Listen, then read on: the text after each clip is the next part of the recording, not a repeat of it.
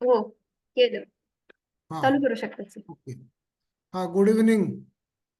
Good evening sir. आपण आपण सध्या रेरा कायदा आणि त्यामध्ये इन्व्हॉल्ड असलेल्या सर्व स्टेक होल्डर्स ज्यांना म्हणतात, म्हणजे त्या कायद्याच्या अंडर येणारे जेवढे जेवढे लोक आहेत, प्रवर्तक म्हणजे प्रमोटर, त्यानंतर बायर किंवा त्याला अलॉटी म्हटलेले, म्हणजे आपण त्याला ग्राहक म्हणू मराठीमध्ये, आणि या दोघांच्या मध्ये दुवा सांधणारा, या दोघांना एकत्र आणून व्यवहार मार्गी लावणारा एजंट, असे हे घटक आपण बघितले.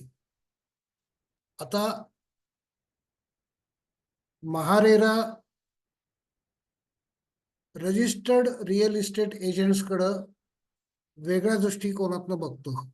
म्हणजे आता एकूण सामाजिक, पूर्वीचा दृष्टिकोन वेगळा होता एजंटकडे बघण्याचा. एजंट म्हणजे काय भरोशाचा नाही किंवा अशा पद्धतीने ते बघितलं जायचं. परंतु रेरा कायद्याने आता एजंट्सना कायदेशीर मान्यताच दिलेली आहे की ते या व्यवहारातले एक महत्वाचा घटक आहेत, स्टेक होल्डर आहेत.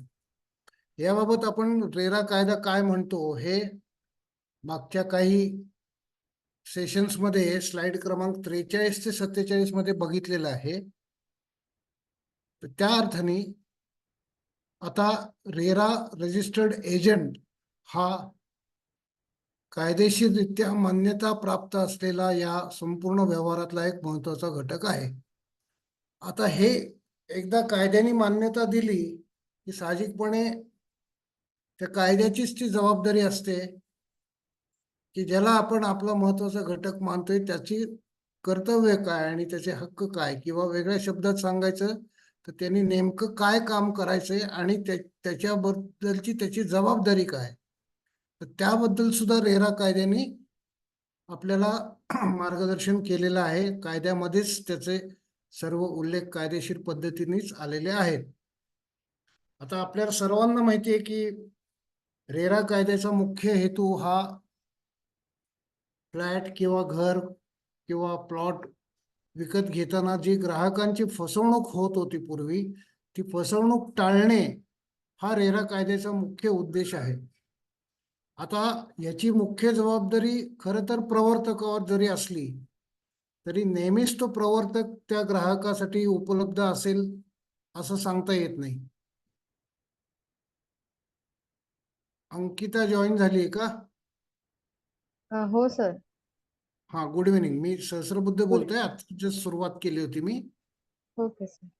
हा, तुम्हाला स्लाइड दिसतीये? हो सर. हा, तर रिअल इस्टेट एजंटना रेरा कायद्याने कायदेशीर मान्यता दिली. यापुढे त्या व्यवहारामधले ते एक महत्वाचे स्टेक होल्डर आहेत, महत्वाचा घटक आहेत, अशी रेरा कायद्यानेच आता त्याला मान्यता दिलेली आहे. त्याबाबत आपण मागच्या काही सेशनमध्ये आधीच्या स्लाइड जर तुम्ही बघितल्यात तर माझ्या हिशोबाने ती स्लाइड क्रमांक 43 ते 47 आहे. त्या स्लाइडमध्ये हा उल्लेख रेराने स्पष्टपणे केलेला आहे की सर्व स्टेक होल्डर्सपैकी एक रेरा एजंट हा सुद्धा असतो जर तो रजिस्टर्ड असेल तर त्याला महत्वाचा घटक म्हणून मान्यता दिलेली आहे. आता कायद्याने ज्यांना मान्यता दिली आहे त्यांची साहजिकपणे त्यांनी काय काम करायचं आणि त्यांची जबाबदारी नक्की कुठपर्यंत आहे हे त्या कायद्यानेच ठरवून दिलेलं आहे. आता ह्या कायद्याचा मुख्य हेतू आपण सुरुवातीपासून बघितला की ग्राहकांची फसवणूक टाळणे हा मुख्य हेतू आहे. एखादा फ्लॅट घेणारा असेल, प्लॉट घेणारा असेल, किंवा ज्याला तो स्वतः तिथे फिजिकली जाऊन बघू शकत नाहीये ते त्या जागेवर काय परिस्थिती आहे जिथं ते बांधकाम चाललंय तिथं, असं कोणीही असेल, तो एखादा ब्रोकर असेल किंवा एखादा प्रपोज बायर असेल, त्याला आत्ता नाही घ्यायची पण नंतर काही दिवसांनी घ्यायचंय समजा युनिट एखादं, तर अशा ग्राहकांची किंवा भावी ग्राहकांची फसवणूक टाळणे हा रेरा कायद्याचा मुख्य उद्देश आहे. आता ह्यासाठी महत्वाचं काय आहे की ट्रान्सपरन्सी, म्हणजे सगळी खरी आणि अप टू डेट माहिती ही ग्राहकांना मिळाली पाहिजे. कायद्याने ती महत्वाची जबाबदारी प्रवर्तकांवर म्हणजे प्रमोटरवरती दिलेली आहे हे जरी खरं असलं तरी प्रवर्तक नेहमीच त्याला ग्राहकाला उपलब्ध असेल सगळी माहिती देण्यासाठी असं होत नाही. प्रवर्तक आपापल्या इतर कामांच्या जबाबदाऱ्यांमध्ये ते बिझी असतात. पण अशा वेळेला जर एखादा एजंट, त्या ग्राहकानेच नेमलेला जर एजंट असेल महत्वाचा त्या त्या व्यवहाराच्या मध्ये, तर ती संपूर्ण जबाबदारी, खरी माहिती देण्याची जबाबदारी एजंटवर येते. आणि ह्या अर्थानेच रेरा कायद्याच्याही दृष्टिकोनातनं रेरा कायदा अंमलबजावणी करण्यामधला फील्डवरचा पहिला माणूस, कायद्याचा रिप्रेझेंटेटिव्ह हा एजंट आहे.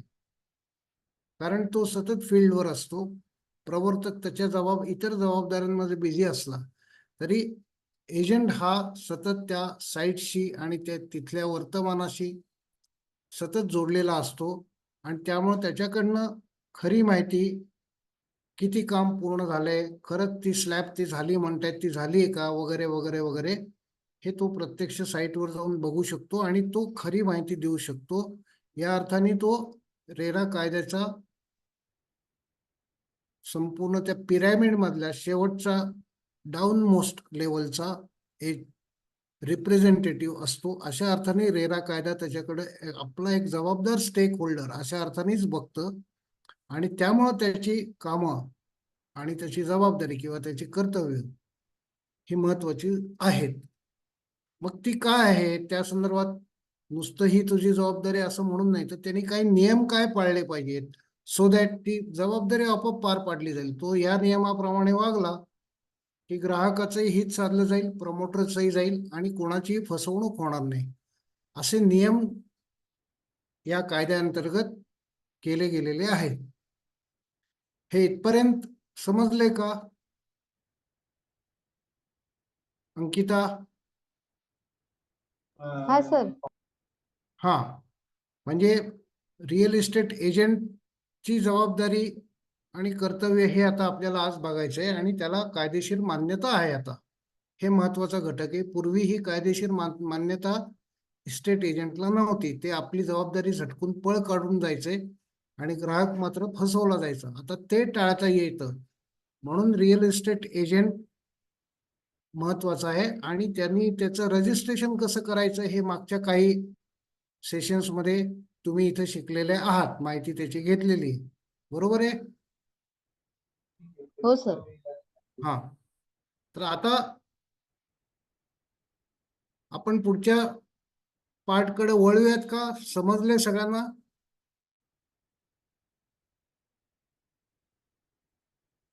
अंकिता समजलंय ना?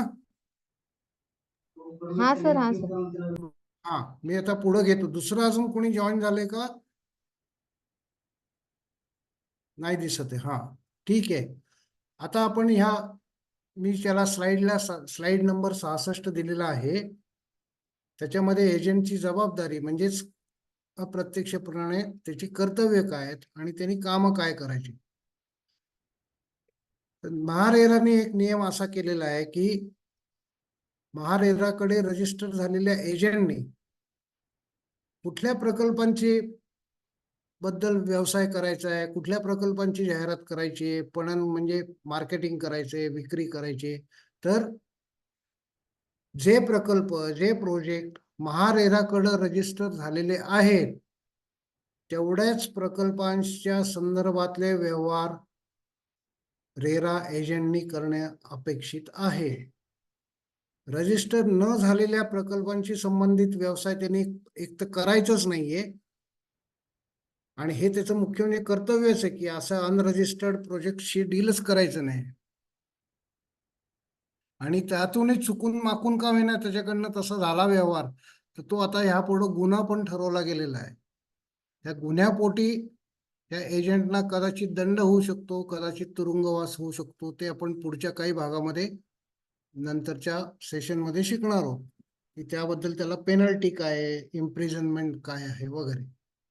त्यामुळं पहिलं त्यांनी जागरूकपणे हे बघितलं पाहिजे की आपण ज्या ग्राहकांना ज्या प्रोजेक्ट बद्दल माहिती देतोय आपल्या ग्राहकांना, तो प्रोजेक्ट मुळात रेराकडे रजिस्टर्ड आहे किंवा नाही, ती खात्री झाल्याशिवाय त्यांनी त्या प्रोजेक्टची माहिती संबंधित ग्राहकाला देणं अपेक्षितच नाही, त्यांनी ती द्यायचीच नाही.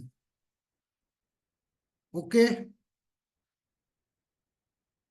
पुढं आता असे व्यवहार करताना एजंट्सचं ग्राहकाबरोबर जो काय व्यवहार ठरेल की माझं कमिशन व असं असं आहे, प्रोजेक्ट आत्ता बिगिनिंग लेवलला आहे, समजा प्लिंथ लेवलला आहे, पहिल्या स्लॅब लेवलला आहे किंवा व्हॉटेवर सुरुवातीच्या स्टेजेसमध्ये, तर जसजसे स्लॅबचे प्रोग्रेस होतील, जसजसं बांधकाम प्लास्टर टायलिंग आणि पुढे जाऊन पोझिशनची स्टेज येईल, या समजा 8 ते 10 स्टेजेस असतील, आणि समजा माझं कमिशन ॲज अ एजंट एवढं एवढं समजा 1 लाख रुपये ठरलंय, तर त्यांनी त्या ग्राहकाबरोबर असा करार करणं अपेक्षित आहे की हे 1 लाख रुपये तुम्ही मला अशा अशा ह्या टप्प्यामध्ये 10 टप्प्यामध्ये पूर्णपणे द्यायचे, किंवा त्या दोघांच्या सोयीने ते 10च्या ऐवजी 12 टप्पे करू शकतात, कमी करू शकतात, जास्त करू शकतात टप्पे, आणि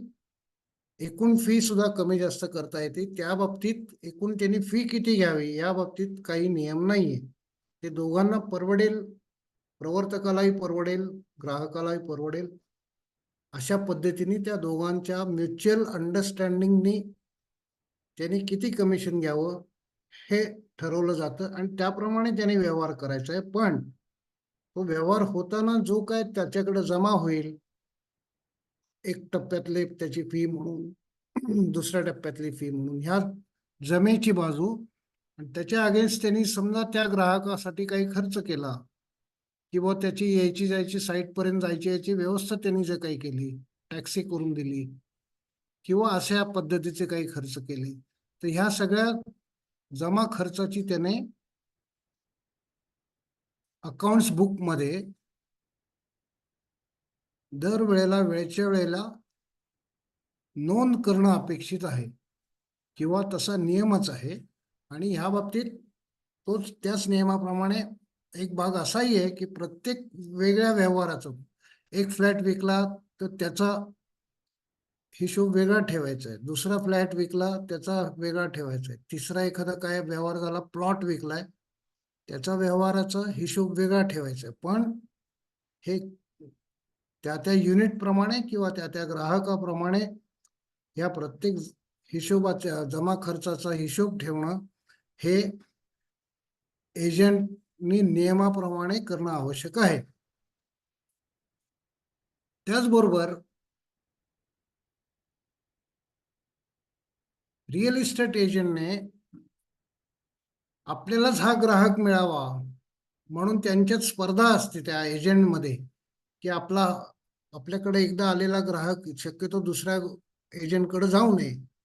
मग त्या पोटी ते काही वेळेला अशी त्यांच्या स्पर्धेपोटी ग्राहकांना आपल्याकडे अट्रॅक्ट करण्यासाठी काहीतरी वेगळी चुकीची माहिती देण्याची त्यांचा कल असू शकतो, पूर्वी असायचा. तर अशी दिशाभूल करणारी माहिती त्यांनी देऊ नये, हे त्याचं नैतिक कर्तव्य आहे. याला व्यावसायिक नैतिकता म्हणजे professional ethical behaviour, professional ethics ही त्यांनी पाळली पाहिजे. प्रोफेशनल एथिक्स असं नियम रेरा कायद्याने केलेला आहे, आणि ह्याच्या अंतर चुकीची माहिती देणं, दिशाभूल करणारी माहिती देणं हा त्यांनी गुन्हा पण ठरवलेला आहे. प्रकल्पात ज्या गोष्टी सोयी सुविधा खरं तर नाहीच आहेत किंवा प्रवर्तकांनी देण्याचं कबूलच केलेलं नाही, पण माझी त्या प्रमोटरशी तो माझा प्रमोटर बिल्डर चांगला ओळखीचा आहे आणि माझं त्याच्याशी बोलणं झालंय, आणि त्यांनी जरी आत्ता रेराला डिक्लेअर केलेलं नसलं तरी तो अमुक अमुक नवीन अजून फॅसिलिटी देणारे बरं का, असं परस्पर सांगणं ही दिशाभूल झाली. ही खोटी माहिती देण्यामध्ये हा गुन्हा ठरतो. त्यामुळं त्याने ही प्रोफेशनल एथिक्स पाळून अशा पद्धतीने कुठलीही दिशाभूल करणारी किंवा खोटी माहिती देऊ नये. प्रवर्तकांनी जे कबूल केलेलंच नाहीये त्या गोष्टींची जाहिरात करणं, नुसती एकमेकांच्या तोंडी माहिती देणं, त्या बाबतीत आश्वासनं देत राहणं, हा गंभीर गुन्हा म्हणून रेरा कायद्याने ठरवलेला आहे आणि तो खरं गुन्हाच आहे तो. त्यामुळं हे न पाळणं, हे न करणं, खोटी माहिती देण्याचं टाळणं, दिशाभूल करायची नाही, हेच यालाच व्यावसायिक नैतिक कर्तव्य किंवा प्रोफेशनल एथिक्स ह्या पद्धतीने एजंटने आपला व्यवसाय करायचा आहे, असं रेरा कायद्याचा हा नियम सांगतो. आता ग्राहकाला एखादा समजा 10 फ्लॅट दाखवल्यानंतर एखादा फ्लॅट आवडला, तर त्याची जी काय खरी माहिती असेल किंवा किती काम झालंय, नक्की कधी पोझिशन मिळणार आहे, ताबा कधी मिळणार आहे, या जागेचं एनए झालंय किंवा नाही, प्लॅन सँक्शन आहे किंवा नाही, ही जी सगळी खरी माहिती आहे ती ग्राहकाला देण्याची पहिली जबाबदारी प्रमोटरची आहे, बरोबर आहे. पण दरवेळेला तो प्रमोटर तिथे अवेलेबल असेल असं नाही. त्याच्याकडे ती कागदपत्र त्या वेळेला लगेचच्या लगेच ऑफिसमध्ये अवेलेबल असतील असं नाही. मग अशा वेळेला तो प्रमोटर त्यावेळेला जर उपलब्धच नसेल, जेव्हा नेमका ग्राहक आलाय तेव्हा तो नाही आहे, तो दुसऱ्या कामात कुठेतरी बिझी आहे प्रवर्तक, तर अशा वेळेला ती माहिती देण्याची जबाबदारी ऑब्विसली एजंटवर येते. आणि त्यामुळं एजंट हा महत्वाचा घटक आहे आणि तो रिलायबल असावा, त्याची विश्वासार्हता असावी, या दृष्टीने ही खरी माहिती देण्याची जबाबदारी ही प्रवर्तका इतकीच एजंट्सवर सुद्धा ह्या कायद्याने ठेवलेली आहे ती जबाबदारी. तसंच पुढचा एक भाग असा आहे की तो एजंट आपल्या व्यवसायाच्या निमित्ताने प्रोजेक्टची माहिती घेत शहरामध्ये फिरत असेल, गावामध्ये फिरत असेल, आणि त्याला जर लक्षात आलं की एक प्रोजेक्ट चालू झालाय पण त्यांनी रेराचं रजिस्ट्रेशन न करताच त्याची विक्री सुरू केलेली आहे, अशा वेळेला रेरा कायद्याची अपेक्षा अशी आहे की रेराचं रजिस्ट्रेशन नसताना या प्रोजेक्टमध्ये विक्री चालू झालेली आहे ही माहिती त्यांनी स्वतःहून रेरा अथॉरिटीला देणं हे रेरा कायद्यानुसार रेरा अथॉरिटीला अपेक्षित आहे आणि हा त्याचा कर्तव्याचाच एक भाग आहे असं समजायला हरकत नाही. पण ह्या बाबतीत काही मुद्दाम होऊन जाऊन असं काही नियम केला असं होऊ शकत नाही, कारण तो नियम पाळण्याजोगा असेल तरच पाळला जातो. पण हे प्रोफेशनल एथिक्स म्हणून, नैतिक मूल्य म्हणून त्याच्यावर ती अपेक्षा कायद्याने ठेवलेली आहे. तर ही झाली त्याच्या काही जबाबदाऱ्या म्हणजे कर्तव्यांचा भाग. ह्याच्यात काही शंका आहे अंकिता? नाही सर. हा, म्हणजे रिअल एस्टेट एजंटचा रेरा त्याच्याकडे बघण्याचा दृष्टिकोन हे आपण बघितलं, त्याला कायदेशीर मान्यता दिलेली आहे हे बघितलं, कायदेशीर मान्यता दिलेली असल्यामुळं आता त्याची जबाबदारी ठरवणं हा भाग आता आपण बघितला. आता त्याबरोबर त्यांनी सायमल्टेनियसली कामं जी करतोय त्यावेळेला सतत आपण प्रोफेशनल एथिक्स पाळून, व्यावसायिक नैतिक मूल्य पाळून हा व्यवसाय करतोय ना, हे सतत जागरूकपणे बघणं गरजेचं आहे. हाही यातला एक महत्वाचा भाग आहे. आणि कायद्याविरुद्ध कुठं काय कोणी करत असेल तर ते त्या अथॉरिटीला कळवणं हा सुद्धा त्याच्या कर्तव्याचाच एक भाग आहे, हे आपण बघितलं. पुढच्या स्लाइडवर जातो. आता रेरा अथॉरिटी एकदाच नियम करून थांबली असं होत नाही, कारण परिस्थिती बदलत असते, सरकारचे नियम बदलत असतात, सँक्शनच्या कंडिशन्स बदलत असतात. तर त्यामुळं त्या गोष्टी जशा बदलतील तसं महारेराला आपल्या काही नियमांमध्ये सुधारणा करायला लागते, ॲडिशन करायला लागते, डिलिशन करायला लागते.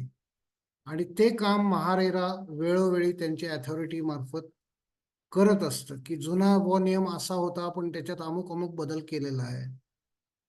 त्यामुळं एजंटनी आपण आत्ता लेटेस्ट आलेल्या सर्क्युलरनुसार, रेरानी आत्ता लेटेस्ट जे कळवलेली आपल्याला माहिती आहे, जे नियम आहेत लेटेस्ट कळवलेले सर्वात ताजे, त्या नियमांप्रमाणेच काम करतोय की नाही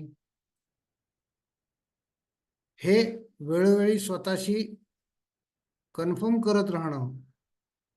महारेराच्या लेटेस्ट अपडेट प्रमाणेच मी काम करतोय हे स्वतः आपण खात्री करून घेणं हे एजंटचे एक महत्वाचं कर्तव्य आहे.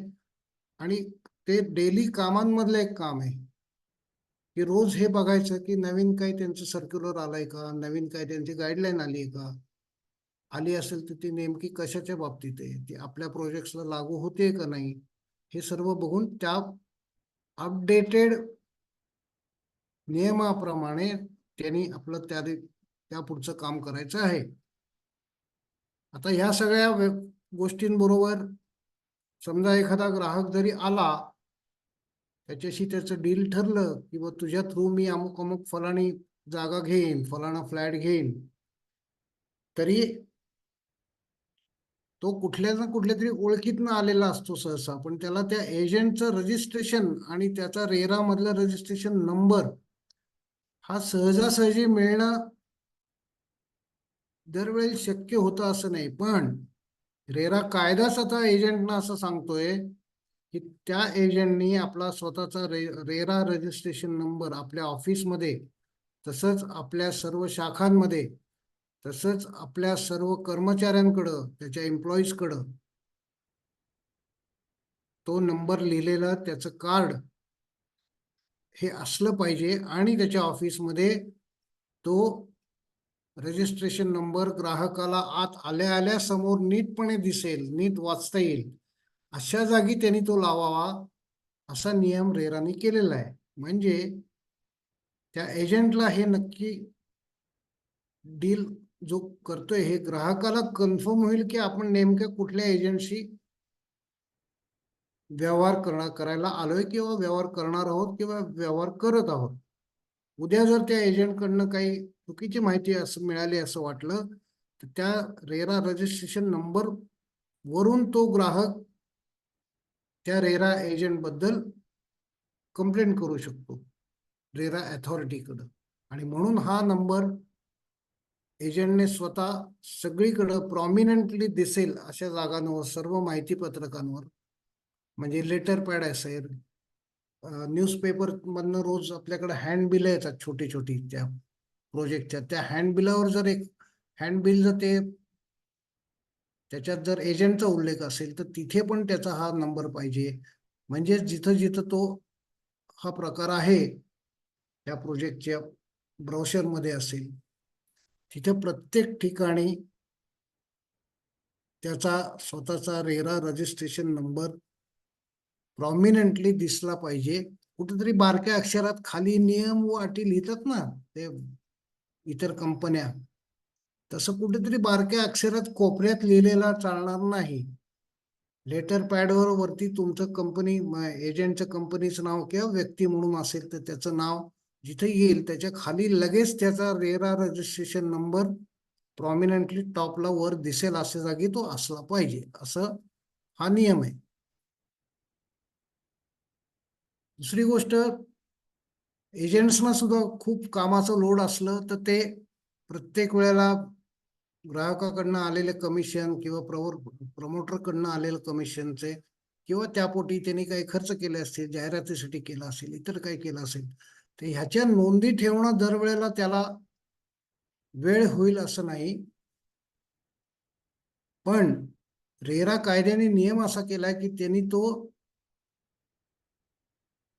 परिश्रमपूर्वक म्हणजे मुद्दामहून लक्ष घालून डिलिजंटली, असा तो इंग्लिश शब्द आहे की त्याने डिलिजंटली म्हणजे परिश्रमपूर्वक किती कष्ट पडले तरी त्यांनी प्रत्येक व्यवहाराचा जमा खर्च म्हणजे आपली अकाउंटची पुस्तकं अप टू डेट ठेवावी असा नियम आहे.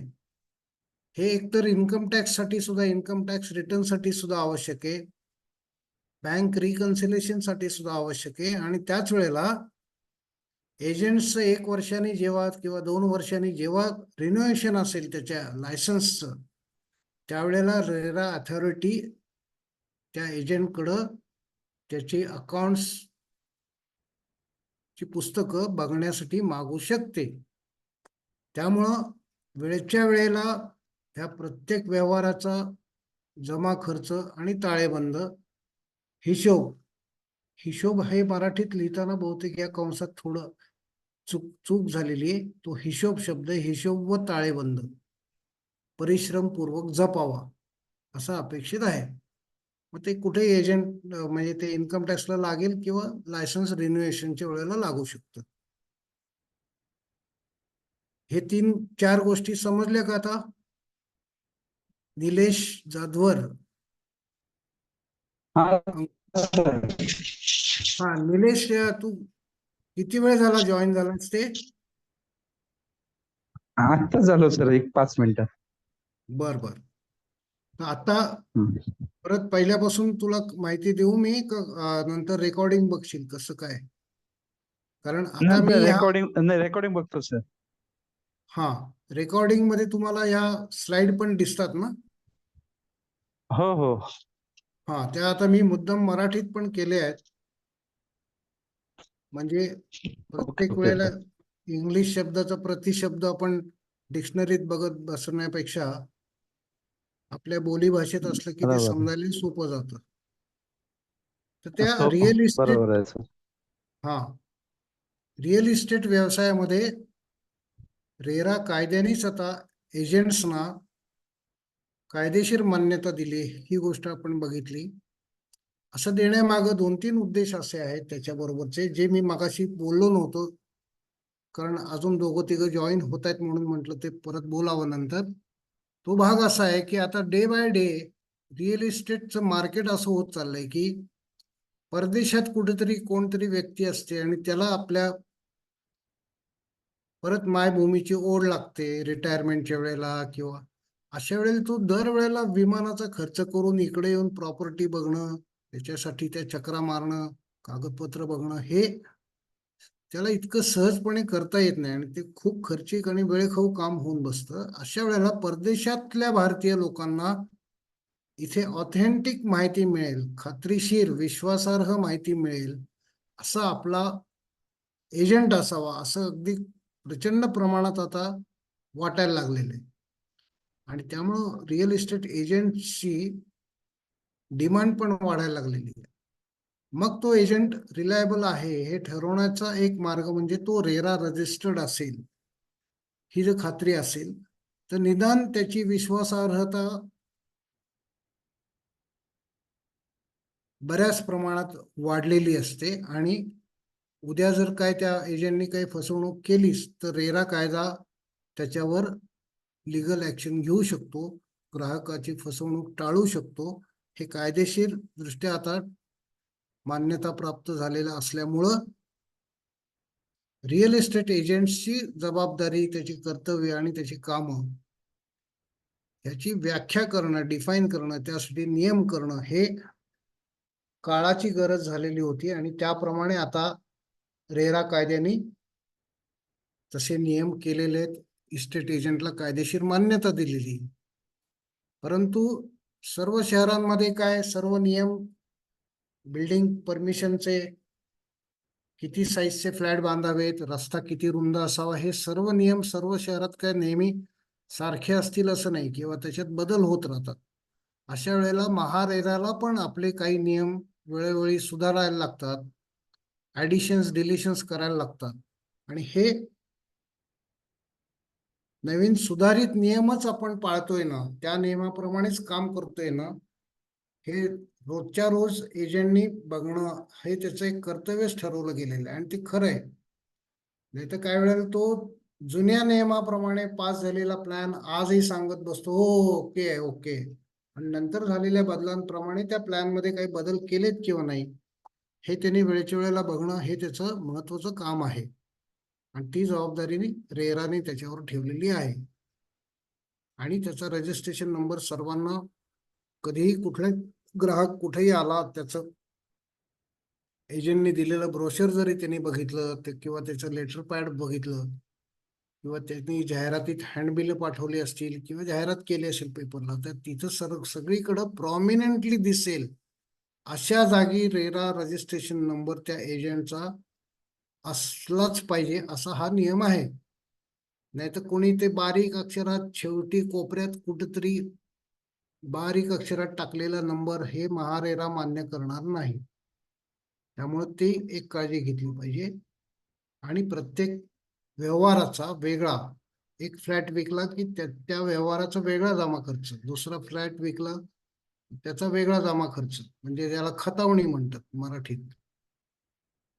तशी इंडिव्हिज्युअल लेजर अकाउंट मेंटेन करणं आणि एकूणच सर्व अकाउंट्स एक एकत्रित पुस्तक म्हणजे अकाउंटची सगळी बुक्स ही त्यांनी काळजीपूर्वक परिश्रमपूर्वक असं त्यांनी म्हटलंय मुद्दाम, म्हणजे डिलिजंटली असा इंग्लिश शब्द वापरलाय. ती त्यांनी जपणं हे त्याचं काम आहे, त्याची जबाबदारी आहे, त्याचं कर्तव्य आहे. आणि हे कागदपत्र त्याला इन्कम टॅक्सलाही उपयोगी पडू शकतात, बँक लोनसाठी उपयोगी पडू शकतात, किंवा मुख्य म्हणजे रेराच्या लायसन्सचं त्याचं जेव्हा रिन्युएशन असेल त्यावेळेला रेरा अथॉरिटी पण त्याच्याकडं ही कागदपत्र मागू शकते. म्हणून ती वेळच्या वेळेला त्यांनी मेंटेन ठेवणं हे एक त्याची रोजच्या कामातलं महत्वाचं काम आहे. ओके, पुढे जाऊयात. अंकिता, निलेश. हो सर. हो सर. हा,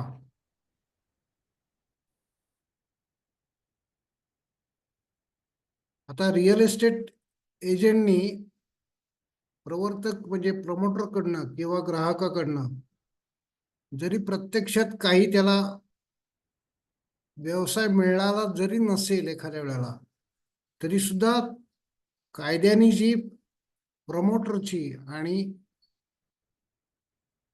कस्टमरची किंवा इथे त्याला अलॉटी म्हटलेलं आहे, या दोघांची पण काही कर्तव्य आणि हक्क हे पण ह्या कायद्याने डिफाईन केलेली, त्याची व्याख्या केलेली, त्या जबाबदाऱ्या ठरवलेल्या आहेत, त्याप्रमाणे त्यांच्यासाठी पण नियम केलेले आहेत.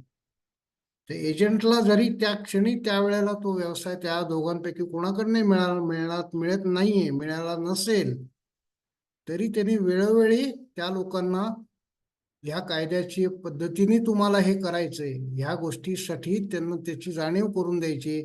कायद्यातले तुमची कामं ही आहेत, किंवा त्यासाठी लागणारी त्यांना सर्व मदत आणि सहकार्य द्यावी, असं ह्या कायद्याने एजंटवर पण मॉरल बाइंडिंग ठेवलेलं आहे, त्याचं एक नैतिक कर्तव्य म्हणून ठेवलेलं आहे. तर एकूणात काय की हे नियम वेळोवेळी जरी थोडे बदलत राहिले तरी सुद्धा रिअल इस्टेट एजंटनी आपलं प्रोफेशनल एथिक्स सोडू नयेत आणि त्या एथिक्स प्रमाणेच व्यवसाय आपला पुढं वाढवत न्यावा. आणि त्यातून जी विश्वासार्हता निर्माण होते, त्यातून जी माउथ पब्लिसिटी होते की उद्या दुसरा कोणी एक ग्राहक दुसऱ्या ग्राहकाला सांगू शकतो परदेशातल्या परदेशात, परस्पर तिकडच्या तिकडं, अमेरिकेतल्या कॅलिफोर्नियातल्या एका ग्राहकाला इथल्या एजंटनी चांगली सर्व्हिस दिली तर तो क्लायंट तिकडच्या दुसऱ्या कॅलिफोर्नियातल्या दुसऱ्या माणसाला सांगतो की अरे हा एजंट चांगला आहे, तू याच्याकडनं घे माहिती, ह्याच्याशी कर डील, त्याच्याकडनं त्याच्या थ्रू गेलो तर तो फसवणूक होऊ देणार नाही. आपली ही विश्वासार्हता आणि माउथ पब्लिसिटी यातून हळूहळू वाढत जाणार आहे. हे रेरा रजिस्टर्ड एजंट्सनी पण लक्षात ठेवून त्याप्रमाणे आपला संपूर्ण व्यवसाय या नियमांप्रमाणे करणं, लेटेस्ट नियमांप्रमाणे करणं, हे त्यांच्या व्यवसायाच्या विश्वासार्हतेसाठी सुद्धा खूप महत्वाचं आहे. अशा ह्या 4-5, 7-8, 10 गोष्टी आपण बघितल्या. ह्याच्यासोबत आता काय काय वेळेला on behalf of the client म्हणजे ग्राहकाच्या वतीने त्याला इतर काही कामं करायला लागतात, किंवा ही कागदपत्र इकडची नेऊन तिकडं पोच कर, ह्या झेरॉक्स काढून तिकडं दे. पण हे सगळं करण्यासाठीच त्याला त्याचं कमिशन मिळत असतं. आणि यातून कोणाचीही फसवणूक न होता व्यवसाय दोघांचाही वाढेल, प्रमोटरचाही वाढेल आणि एजंटचाही वाढेल. आणि त्यांचं असोसिएशनही राहिलं तर ते दोघं एकमेकांना पूरक व्यवसाय वाढ करतील आणि ग्राहकाची फसवणूक टळेल. अशा सर्व एकत्रित विचारातून रेरा कायद्याने ही फंक्शन्स म्हणजे कामं त्यांची आणि ड्युटीज म्हणजे कर्तव्य, जबाबदाऱ्या हे ठरवून दिलेले आहेत. आता ह्याच्यात पुन्हा काही शंका असली तर मला विचार.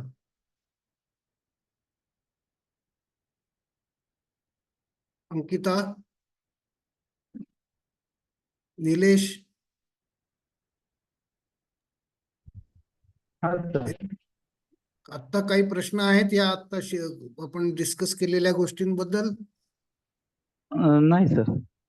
हा, आता मला भट सर असं म्हणलेत की मागच्या वेळेला तुमच्यापैकी कुणीतरी एक प्रश्न असा विचारला होता की रजिस्ट्रेशन न करता एखाद्या प्रमोटरनी बांधकाम चालू केलं, 1-2 फ्लॅटही विकले आणि मग त्याला लक्षात आलं की अरे आपण रजिस्ट्रेशन केलं नाही पण आता करायला पाहिजे.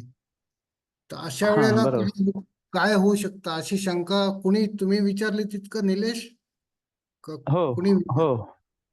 हा, तर त्या बाबतीत त्यांनी भट साहेबांनी त्यातलं अजून फर्दर माहिती घेतली कायद्यामध्ये काय आहे ते, आणि त्यांनी असा निरोप दिलाय की अशा केसमध्ये ज्या वेळेला तो प्रमोटर रजिस्ट्रेशनसाठी अप्लाय करेल त्यावेळेला रेरा त्याच्याकडे ही चौकशी करतं की तू ऑलरेडी काही फ्लॅट विकलेस का किंवा काही डील खरेदी विक्री तू काही केलीस का. त्यांनी जर ते मान्य केलं की हो बस झालंय माझ्याकडनं चुकून असं मी हे केलेलं आहे, तर त्याचं रेग्युलराइज करून देतात. फक्त प्रोजेक्ट कॉस्टच्या 10% एवढी पेनल्टी त्यांनी हेवी ठेवलेली आहे मुद्दामच, की अशा पद्धतीचं मला कायदा माहीत नाही, ही कायदाची पळवाट नाही हे सुद्धा सुप्रीम कोर्टापासून सगळ्यांनी सांगितलेलं आहे की असा काही कायदा आहे याची मला माहितीच नव्हती, ही तुम्हाला पळवाट म्हणून वापरता येणार नाही सर असाच. हा, त्यामुळं 10% प्रोजेक्ट कॉस्टच्या 10% एवढी पेनल्टी भरून, म्हणजे त्या प्रोजेक्टची कॉस्ट समजा 1 कोटी असेल तर त्याच्या 10% म्हणजे 10 लाख रुपये पेनल्टी भरून तो आपला रेरामध्ये रजिस्ट्रेशनचा भाग परत एकदा करून परत एकदा व्यवसाय कायदेशीर दृष्ट्या पुढं कंटिन्यू करू शकतो असं भट साहेबांनी अभ्यास करून सांगितलंय. हा, आता काय म्हणत होता निलेश? हा सर, विषय असा आहे, आता तुम्ही जर म्हटलं आता समजा एक 20 फ्लॅटचा प्रोजेक्ट आहे आणि हा, त्याच्यातले त्यांनी 2 फ्लॅट विकले आणि नंतर हम्म. त्याला कळल्यानंतर त्यांनी केलं तर त्याला 10% भरावे लागतील. पण एखाद्याने 50% सेल केले असतील तर त्यालाही 10%च आहे की जास्त? म्हणजे माझं म्हणणं प्रोजेक्ट कॉस्टच्या भरावे लागेल की जेवढं सेल केले त्याच्या? प्रोजेक्ट कॉस्टच्या जेवढे फ्लॅट विकले त्याच्या नाही, प्रोजेक्ट कॉस्टच्या 10%. म्हणजे तुमची प्रोजेक्ट कॉस्ट किती आहे ती तुम्ही रेरामध्ये डिक्लेअर केलेली असते की आमची एस्टिमेटेड प्रोजेक्ट कॉस्ट एवढी एवढी आहे बुवा. किंवा जेव्हा तुम्ही रजिस्ट्रेशनला जाल तेव्हा तुम्हाला ते डिक्लेअर करायला लागतं की माझी प्रोजेक्ट कॉस्ट एवढी एवढी आहे. त्या कॉस्टच्या 10% एवढी पेनल्टी भरायला लागते, तेव्हा मग तुमचा प्रोजेक्ट रेराच्या अंडर रजिस्टर करून घेतला जातो. पण त्यामुळं त्याची विश्वासार्हता जी अदरवाईज गेली असते बिल्डरची, पुढचे कस्टमर आले नसते, आणखीन त्याच्यावर रेरा हा कायद्याप्रमाणे काही गुन्हे दाखल झाले असते, हे या तरी गोष्टी टळतात ना, आणि तो कायदेशीर दृष्ट्या व्यवस्थित क्लीन धंदा हा करू बरोबर. शकतो. हा, पण सुरुवातीला पासूनच लोकांनी या कायद्याबद्दल अवेअर व्हावं यासाठीच ती थोडीशी हेवी वाटणारी पेनल्टी पण ती तशी ठेवलेली आहे. तर ह्या बाबतीत सर अजून आता रेराचे जे चार्जेस आहेत, हा, मला तुमचा आवाज रेराचे जे कट झाला चार्जेस परत. आहेत, हा, सर मी काय म्हणतो, आता रेराचं रजिस्ट्रेशन करताना ते चार्जेस कशावर आकारले जातात? का ते पुढच्या चॅप्टर मध्ये येणार आहे ते? हा, पुढच्या चॅप्टर मध्ये येईल आणि त्यांचे ते नॉर्म्स वेळोवेळी बदलतही ओके. राहतात, पण त्याचे गाईडलाईन्स काय आहेत ते भट सर तुम्हाला जास्त डिटेलमध्ये त्यांनी आधी सांगितलंय की नाही, मी आय विल चेक इट, मी सांगू शकेन हा. त्याबद्दल नाही. फक्त हा, आत्ता मी तुमचा असा असा प्रश्न आहे, चार्जेस त्यांचे कशावर ठरतात हे मी हम्म. आता प्रश्न माझ्याकडे नोंदवून ठेवलाय आणि त्याच्यावर मी हम्म. उद्या परवाच कदाचित लेक्चर मलाच घ्यायला लागणार आहे, भट साहेब जर अवेलेबल नसतील तर ओके. त्या केसमध्ये मला उद्याच माहिती मिळाली तर मी उद्याच तुम्हाला माहिती देईन, नाहीतर नेक्स्ट सेशन मध्ये जेव्हा भट साहेब असतील तेव्हा त्याच्या आधी मी त्यांना हा क्वेश्चन पास ऑन करून ठेवेन आणि मग ते डिटेल सविस्तर माहिती देतील. ओके. हा, आता मी सर जरा री टाइम बिंग एक स्टॉप गॅप अरेंजमेंट म्हणून मी आलोय इथे. मी पण रेराचा एक्झाम पास केलेली आहे, त्याबद्दल नाही माझं काही म्हणणं हे, पण म्हणजे मी रेराचा संपूर्ण कायद्याचा अभ्यास केलेला आहे, परंतु ज्या कंटिन्युटी मध्ये भट सरांनी ते सांगितलेलं आहे तर त्यांनीच ते तुमच्याशी क्लॅरिफिकेशन करणं जास्त योग्य राहील, असं आमचे पण प्रोफेशनल एथिक्स आहेत एक प्रकारे. हो, आमच्याकडनं चालेल सर. टाळण्यासाठी नाही, ओके फक्त हे सर.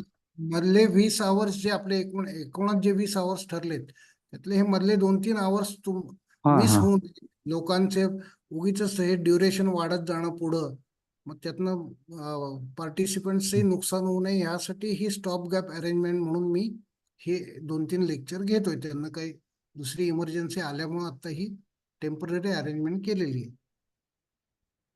ओके, ओके पण okay. Thank you sir. I have okay, noted thank you. your problem, your question, आणि I will also try to answer it tomorrow or day after tomorrow जेव्हा if I come for the session.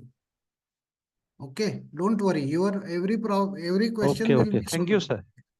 हा, आता आज जे आपण real estate एजंट्सचं बघितले कामं आणि जबाबदाऱ्या, तसंच प्रमोटर्सच्या काय जबाबदाऱ्या आहेत मुख्य, आणि त्याची कामं त्याप्रमाणे त्यांनी काय करायची, याचे जे नियम केलेले आहेत ते उद्या आणि परवा 2 दिवस बघायचे आहेत. मी असलो तर मी सांगेन, माझे भट साहेब असले तर भट सांगतील, नाही तर otherwise I will be explaining those topics. Okay Ankita. हो सर. हा, आता दुसरं काही प्रॉब्लेम आहे अजून? मी अजून 2 मिनिटं थांबतो, काही आलं शंका असली तरी विचारा. आणि ह्या कॉन्टेक्स्ट मध्ये मी आता इथं जो स्लाइड नंबर 43 आणि 47 सुरुवातीला सांगितलं या टोटल प्रोग्राम मधलं, त्या भट सरांनी तुम्हाला त्या बाबतीत आधी माहिती दिलेली आहे की हा, सर. रेरा कायदा रिअल इस्टेट एजंट कडं काय कुठल्या भूमिकेतनं बघतो, की एजंट म्हणजे कोण आहे नक्की बाबा. तर त्याला त्यांनी एक महत्वाचा स्टेक होल्डर मानलेला आहे, याचा उल्लेख, याचा संदर्भ त्या स्लाइड नंबर 43 ते 47 मध्ये आलेला आहे. तो एकदा जस्ट तुम्ही नंतर नजरेखालून घालून ठेवा, म्हणजे मग एजंटची जबाबदारी तुम्हाला डोक्यात पक्की बसेल, त्याची कर्तव्य काय आहेत हे पण पक्की बसतील. Okay, okay sir. हा. आता अजून बाकी तिसरं कोणी जॉईन झालेलं नाही मला वाटतं ना.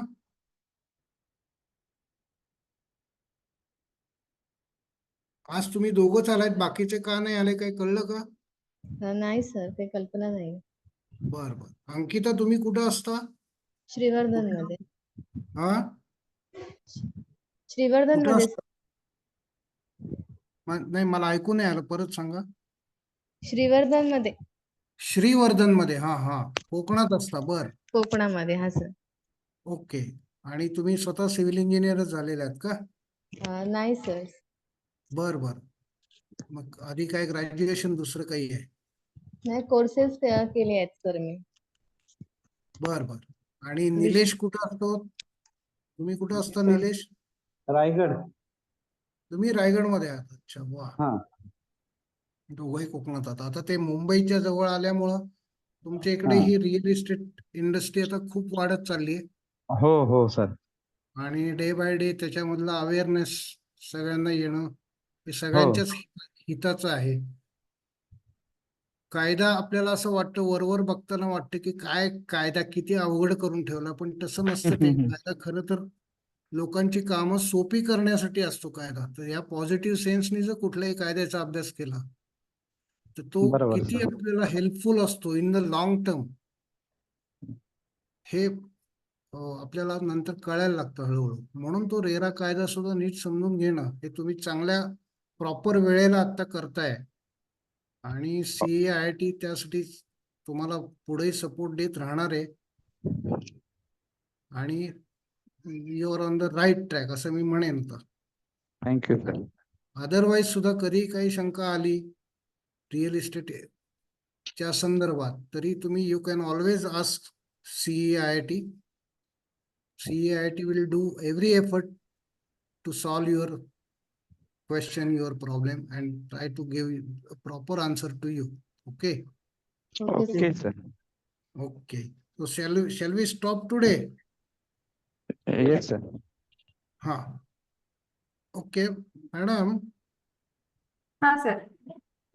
हा, आजचं हे आता वेळेत आटपलेलं आहे. त्यांचे क्वेश्चन आन्सर्सही झालेत.